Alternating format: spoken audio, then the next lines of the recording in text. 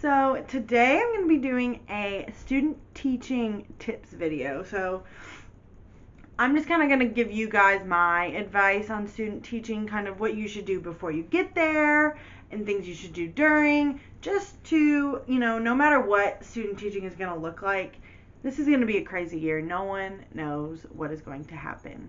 So trying to get this figured out is going to be hard for all of you. I know it will be. But you got this, I promise. I promise, I promise. So, my first tip to you is to do your research, whether that be doing research on the curriculum your school uses, on the teachers that work there. And I don't mean like stalking the teachers that work there, but just look on the page. Usually my school at least has like a page with all of us, and you can like click on our names, and then it brings us to a picture with like our yearbook picture from the year before, and just a little like blurb about us, and you get to know the people you're going to be working around. Get to know the demographics of your school, just those, so when you walk in on that first day, you feel comfortable. You feel like, I may not know exactly what I'm doing, but I know what to expect from this school. And that might not always be the case, but it's better safe than sorry. So do your research. Number 2 is to stock up on your professional wardrobe. Now, I did this at Old Navy. They have great sales like most of the time, and Pixie pants are literally, I know I probably sound like a broken record of every teacher in the world. Maybe not, but lots of teachers, like, I just love their Pixie pants and their t-shirt dresses. It just makes things easy. You can just throw things together. Not t-shirt dresses and Pixie pants. You could if you wanted. If the dress was too short, it'd be a cute look.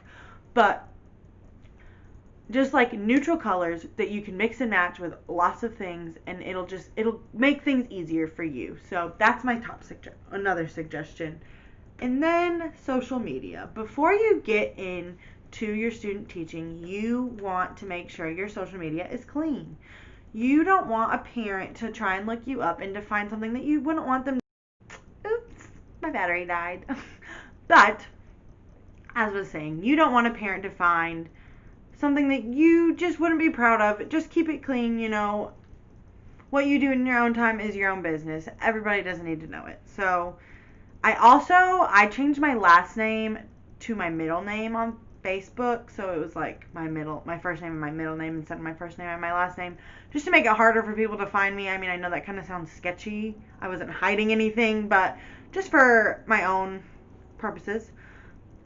So number 4, and not all states require this, but I had to do an EdTPA, which is like a portfolio kind of, and it's very long, and it's basically they want to see that you can plan a unit and that you understand why. So you can pick out the not perfect, but the best academic vocabulary for your lesson, that you can plan a unit that synchronizes for a whole week based off of one standard from the beginning to the end. So from introduction to the assessment at the end. What is the goal, and how are you going to get there? And how are you going to get your kids there? And if your kids don't get there, how are you going to remediate them to make sure that they understand it later on? So they just want to make sure that it's basically just practice of everything that you learned in college. And it's scary, but it's not as bad as it seems. It just takes a lot of time. So leave yourself. I worked on it for an hour or so every night, and I know that sounds like every night for 2 months, but if you break it up, it just makes it easier. Now, I'm a procrastinator. This is something you cannot procrastinate. You have to plan the whole lesson. You have to have video recordings of the lesson. You have to get the video uploaded in time before the deadline, and if you don't, you get a 0. And the videos are hard to upload. It gives you so many issues. At least I had so many issues. It took me 2 days just to upload my videos. So it's just a lot. So give yourself time. Have that conversation with your mentor teacher, and just upfront from the very beginning. These are my deadlines. Can you hold me accountable? That's what I did. And my clinical teacher, she was on me like white on rice. And we got it. And I passed, and here I am with my license. So all's well. Now, the next thing is first impressions. So first impressions are so important because you don't know who you're going to run into. Who knows who you're thinking of this as an interview, like a year-long interview basically, or a semester long, or however long you're there. And you want them to like you. I mean, they don't have to love you, but they have to know that you want to be there and that you're excited and that you're ready to learn, because that's what they want in teachers. They want teachers that want to be there. They do not want some miserable student teacher to teach at their school, or they don't want to recommend a miserable student teacher to someone else. So I literally, no matter how bad of a day I was having, and let me tell you, my student teaching year was rough. I smiled no matter what. My clinical teacher one day was like, I do not know how you have a smile on your face right now. If I was you, I'd be at home crying my eyes out. Gotta do what you gotta do, and look where I am. I got a job right where I student taught at, so worked for me. But with just everyone, even the janitors or the custodians, handshake. Hi, my name is Miss So-and-so. I'm student teaching in Miss So-and-so's room, and I'm so excited to be here. I just wanted to introduce myself, and they will respect you for it, I promise. And the next one is to get involved. It is so important that you show that you are interested in what you're doing. Now, it's not important that you go to everything. Like, I went to family bingo night, and I went to PTA night and curriculum night. I didn't go to everything, but just go to things and get your name out there, get your face out there where kids and families are involved, because you want those parents to be comfortable with you too, because they don't know you. Like, they know their child's teacher, but this person that's in their kid's room basically taking over, they don't know you. And you want to set the ground running.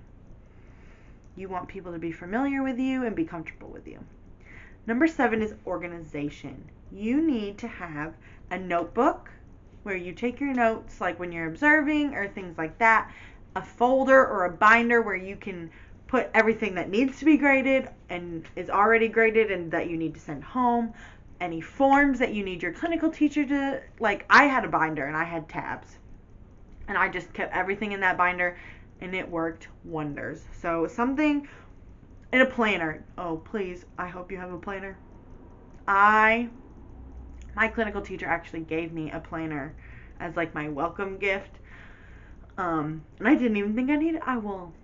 Yes, I did. I had my own, but I had a separate one from like my life. I'm kind of obsessed with planners, so you don't have to be like me, but just something even on your phone calendar where you can write it out and see it and make sure that you don't miss anything.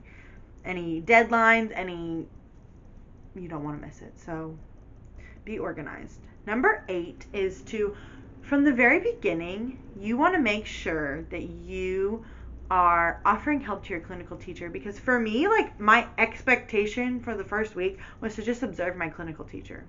And if you think of observing, I remember the very first time I went into a classroom to observe, this was me in the back of the room, writing notes, and I was like, and that teacher, I mean, she never said anything to me, but later on you realize, like, that teacher is welcoming you into their classroom. You are going to learn the best if you are actively doing something. So if you are actively, even if they're just reading a story, like as a class, sit next to a kid and just be like, just that right there would make that kid feel like, oh, she wants to be here. She's excited. And then, or just getting up and walking around the room, ask if you can make any copies for her or if she needs anything filed, just so she knows you want to be there. You're not just there like miserable, like, okay, writing this down. Like, you want to be there. You're excited. So always offer to help. You should never be sitting. That sounds crazy, but that's what one of my professors told me. If I ever walked into your room, I should never see you sitting unless it is your lunch break or kids are not there. Then you can be sitting if you're doing planning or grading papers, but you should not be sitting. Your job is to cater to your clinical teacher, basically. So, and number 9 is to take pictures. And now what I mean by take pictures, I don't mean take pictures with the kids, because don't do that. I mean, if you take a picture with like your class, just don't post it. That's not what I mean. I mean take pictures of things that you make in the classroom, or things that, the way your clinical teacher's room is set up if you really like it, or student work samples. So that way when you are in your own classroom and you're like, oh, how, you can remember, you can look at the picture and be like, oh, this is how she had it set up. I want to do my room like that. Or maybe you didn't like it and you were like, okay, this does not work. We're not even going to try it. Or in an interview, student work samples, if you have pictures or hard copies of those work samples, it is going to go so far. You can talk about it all day long, but if you have physical proof right in front of them where they can see it, when, oh, this student did well on this, but since they didn't understand this part, this is what we did to remediate. And then that shows they have physical evidence right there that you're not just pulling this out of your butt. You know what you're talking about and you know how to do it. So take pictures of things like that. And my last advice to you is to just have fun. My student teaching year was, I loved my first year of teaching too, but student teaching is the best. You get to really experience and test things out that it's probably not smart to test things out in your own room. Obviously you're going to have to test things out. Not everything works, but this is your time to figure out what is your teaching philosophy, what is your why, what are your best teaching strategies, what are your best teaching points, what are you not so comfortable with. Like, this is your time to practice and get comfortable and just fall in love with your kids, because they're gonna love you. They're gonna think you're the coolest thing ever. My kids, I was obsessed with them, and they were just as obsessed with me. When I left, one of my kids, I have a note from him actually that says, I can't believe you're leaving me here with these people. He was so mad at me. But like at the end of the year, we had like a virtual, it wasn't virtual graduation because I graduated 2 years ago, but they had like a streaming where like if you couldn't be there, you could watch online, and the whole class, they watched me graduate, and it was just so cute. I just love them.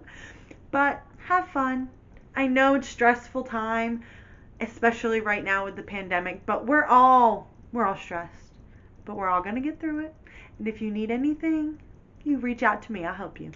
But if you have any other student teaching tips or tricks for people, go ahead and comment down below.